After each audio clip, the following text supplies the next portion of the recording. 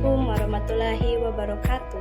Perkenalkan, nama saya Tasya Rikita Aprilia. Saya berasal dari kelas 1B Teknologi Laboratorium Medis Poltekkes Kemenkes Bengkulu. Di sini saya akan menjelaskan 3 tahapan proses pemeriksaan penyakit TBC. Sebelum kita mengetahui 3 tahapan tersebut, kita harus mengetahui tentang penyakit TBC terlebih dahulu.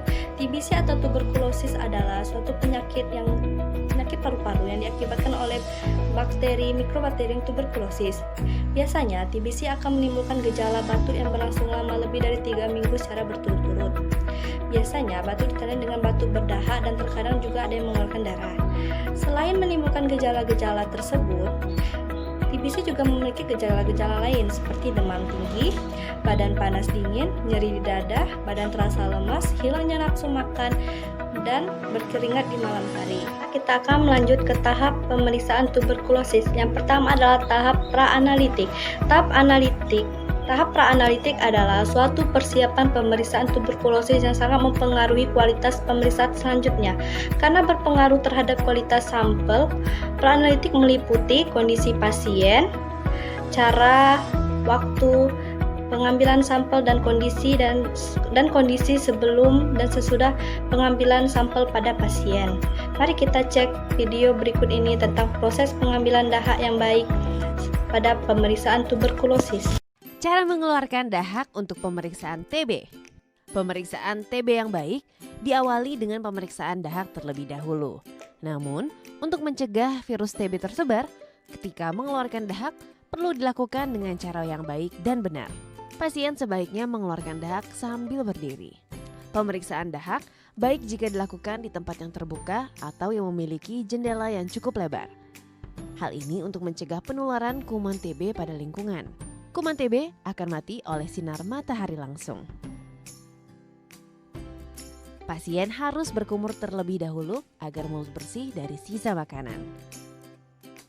Siapkan wadah atau pot dahak yang telah disediakan oleh rumah sakit atau puskesmas. Untuk mengeluarkan dahak, tarik napas dalam-dalam kemudian tahan beberapa saat, kemudian batukan dahak ke dalam wadah atau pot yang telah disediakan. Pastikan tidak ada dahak yang jatuh atau keluar dari pot. Pastikan jumlahnya cukup banyak, minimal 1 ml, agar bisa dilakukan pemeriksaan TB dengan baik. Warna dahak yang bagus dan normal adalah kuning, kuning kehijauan, atau kuning kecoklatan. Jika bening, maka itu adalah air liur. Tutup wadah atau pot dengan rapat dan serahkan kepada petugas kesehatan di hari yang sama. Jika dahak tidak dapat keluar atau Anda mengalami kesulitan, coba lakukan di rumah saat bangun di pagi hari. Jangan ragu untuk bertanya dan menceritakan kesulitan Anda kepada petugas kesehatan. Yuk, periksa dahak untuk memantau keberhasilan pengobatan TB. Tahap yang kedua adalah tahap analitik. Tahap analitik adalah suatu proses pengujian sampel sehingga diperoleh hasil pemeriksaan. Mari kita cek video yang selanjutnya.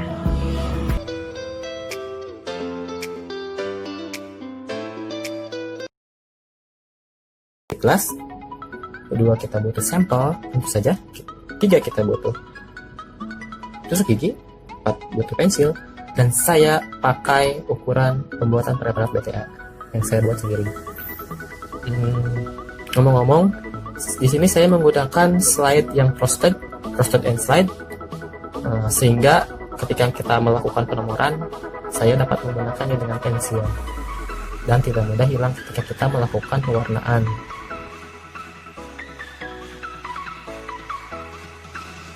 Di sini saya melakukan pembuatan preparat BTA dalam biological safety cabinet. Nah, jika kalian menggunakan biological safety cabinet, itu lebih baik karena dia mempunyai sirkulasi udara yang mengurangi kontaminasi. Baik. Kita cukup mengambil sputum di sini kira-kira sebesar kacang hijau, sebesar 1 butir kacang hijau. Itu udah cukup untuk melakukan pembuatan preparat BTA ini. Nah, segitu cukup. Tutup lagi.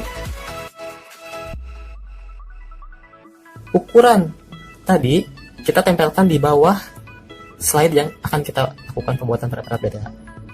Nah, caranya yaitu dengan melakukan spiral-spiral kecil Pertama kita hancurkan dulu sputum yang purulenya sehingga ukurannya rata, spiral-spiralnya rata. Nah, ngomong-ngomong, saya punya referensi tahapan pembuatan sedia anapus. Nah, di sini adalah peralatan yang dibutuhkan. Nah, sediaan yang baik itu ukurannya 2 x 3 cm. Letaknya di tengah, ketebalannya baik, rata dan bersih. Tentu saja pewarnaannya baik.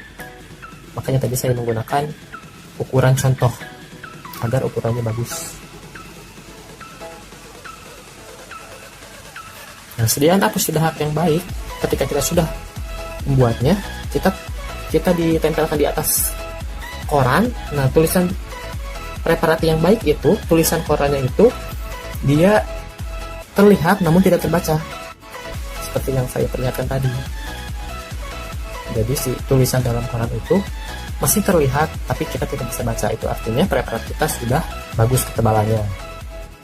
Nah, sudah jadi, kita langsung melakukan pewarnaan. Saya menggunakan metode Jill Nelson.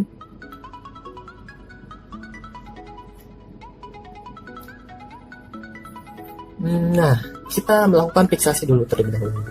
Fiksasi selama 3 kali dengan api bunsen. Kedua, kita tuangkan karbokoksin sampai rata dan bakar sampai keluar asap. Ingat, sampai keluar asap, jangan sampai mendidih, sehingga bakterinya tidak rusak. Nah, kita diamkan selama 5 menit.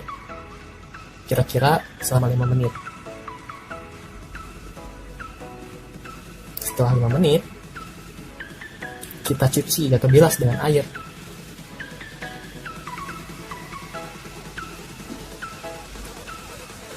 Setelah itu, kita berikan asam alkohol 3%. Sehingga warna karbokoksinnya itu hilang. Nah, kita tunggu sampai karbokoksinnya hilang. Bila belum menghilang, tambahkan lagi saja. Nah, setelah itu kita cuci dengan air. Dan yang terakhir, tambahkan etilen blue selama 30 detik.